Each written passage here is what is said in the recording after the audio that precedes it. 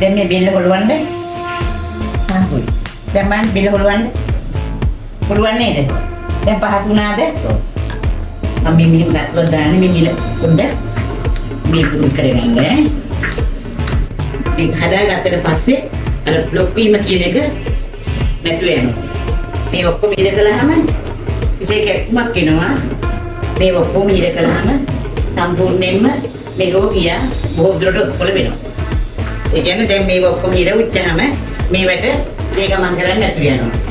ඒ ගමන් කරන්නේ නැතුව ගියහට පස්සේ හරියට වැඩ කරන්නේ නැතුව ගියහම අන්ත භාගයේ කියලා පැත්තක් පන්නත් යනවා. අන්තයක් පන්නත් යනවා. මේ කුඩු වැඩි පෙළ තමයි අපේ ශරීරයේ සම්පූර්ණ දරා සිටින්නේ. ඒ නිසා අපි කුඩු වැඩි පෙළ තමයි සකස් කරගන්න ඕනේ. දැන් මේ බෙල්ල හොලවන්න.